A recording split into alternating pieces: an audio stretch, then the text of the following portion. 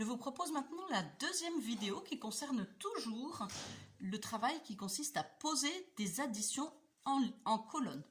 Cette fois-ci simplement, il s'agira d'opérations qui comportent ce que l'on appelle des retenues.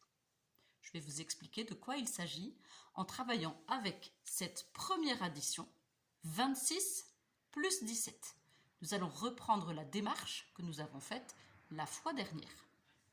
Je reprends ma petite fiche.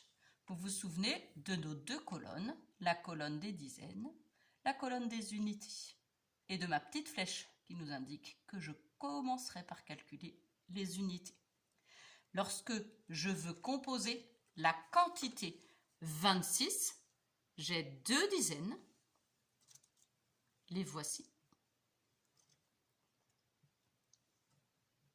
et 6 unités, les voilà.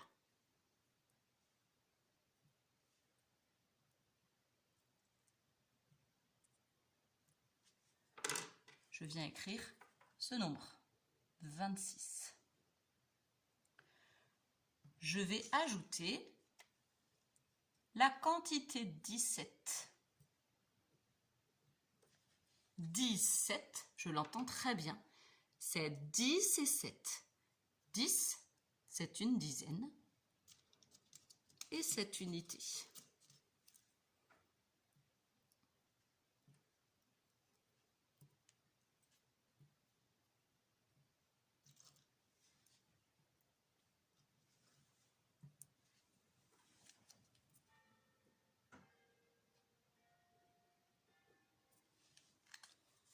Ma petite flèche m'indique bien que je commence par calculer les unités et cela aura pour cette fois-ci une très grande importance. Dans la colonne des unités, j'ai 6 unités plus 7 unités.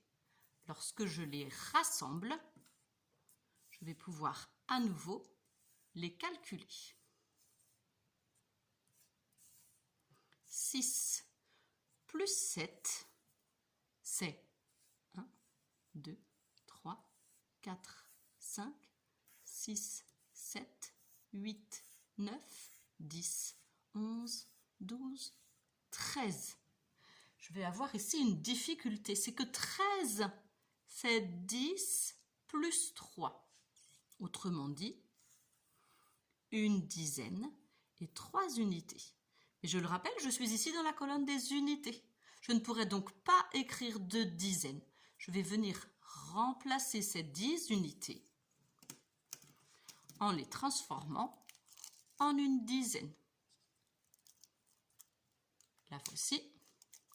Et cette dizaine, je ne vais pas la noter tout de suite. Je vais la retenir dans ma tête et la retenir aussi sur mon papier.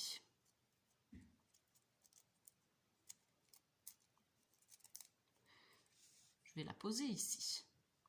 Je me retrouve dans la colonne des unités avec 3 unités et une dizaine que je retiens.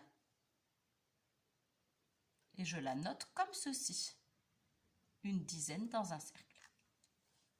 Je viens calculer maintenant la colonne des dizaines. J'avais 2 dizaines plus une dizaine, ce qui m'en fait 3. Je n'oublie pas ma retenue. La voici. 3 dizaines plus une dizaine égale 4 dizaines. Je sais maintenant que 26 plus 17 forme la quantité 43. Nous allons vérifier que tout cela est bien compris en passant, si vous le voulez, à l'opération suivante. La voici. Il s'agit de 32 plus 8. 32, c'est 3 dizaines et 2 unités.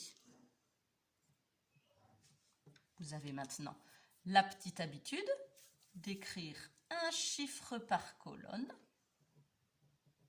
3 dizaines et 2 unités. Je dessine le signe plus et je l'ajoute ici.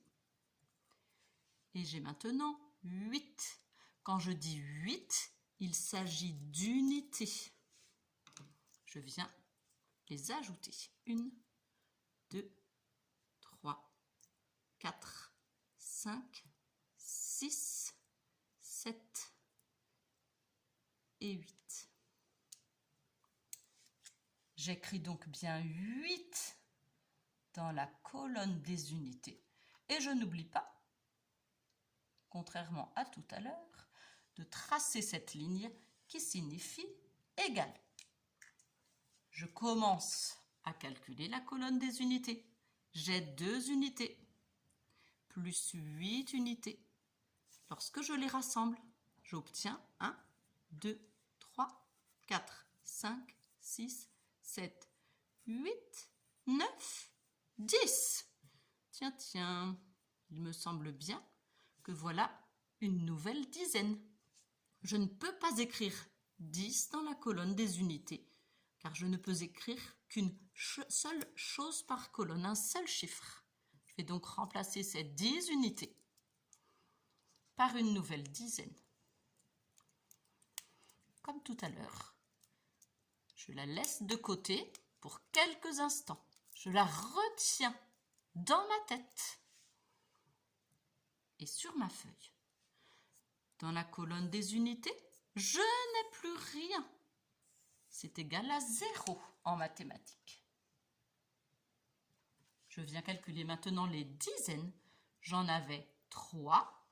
J'en ajoute aucune. Mais je n'oublie pas ma retenue. Ce qui porte maintenant à 4 le nombre de dizaines. Je l'écris ici. 3